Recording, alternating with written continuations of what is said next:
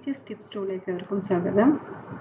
ഇന്ന് നമ്മൾ ഡിസ്കസ് ചെയ്യുന്നത് ഇന്റർവ്യൂവിന് നമ്മൾ ഫേസ് ചെയ്യുന്ന മറ്റൊരു ക്വസ്റ്റ്യൻ ആണ്.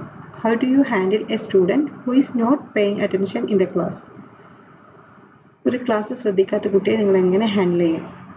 ആൻസർ നമുക്ക് പറയാം. I will try to understand the reason behind the students lack of focus. എന്തുകൊണ്ടാണ് കുട്ടികൾക്ക് അറ്റൻഷൻ കിട്ടാത്തതിൻ്റെ കാരണം കണ്ടെത്തുക എന്നതാണ് മെയിനായിട്ട് നിങ്ങൾ പറയേണ്ടത്. Okay, I use engaging activities and interactive teaching method to capture attention. Sometimes a one-on-one conversation helps identify if there are any personal issues. My goal is always to support the student without making them feel embarrassed. അതായത് നമുക്ക് one conversation എന്ന് വെച്ചാൽ ഓരോ കുട്ടിയായിട്ട് നമ്മൾ separate സംസാരിക്കുന്ന സമയത്ത് ആ കുട്ടികൾക്ക് പേഴ്സണൽ ഇഷ്യൂസ് ഉണ്ടോ എന്ന് കണ്ടെത്താൻ പറ്റും. അതുപോലെ നമ്മുടെ ക്ലാസ് കുറച്ചുകൂടി ഫണ്ടാക്കാൻ വേണ്ടി നമുക്ക് കഹോട്ട് പോലുള്ള പല പല ആപ്സ് ഉണ്ട്. അത് യൂസ് ചെയ്തിട്ട് കുട്ടിയുടെ അറ്റൻഷൻ കിട്ടാൻ സാധിക്കും എന്നൊക്കെ നിങ്ങൾക്ക് എന്ത് ചെയ്യാം, അതിൻ്റെ കൂടെ ആഡ് ചെയ്തിട്ട് പറയാൻ പറ്റും.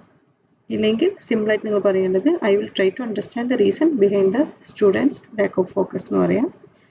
I use engaging activities and interactive teaching method. Okay, അപ്പോൾ നെക്സ്റ്റ് ക്വസ്റ്റ്യനുമായി നെക്സ്റ്റ് വീഡിയോയിൽ കാണാം. Thank U.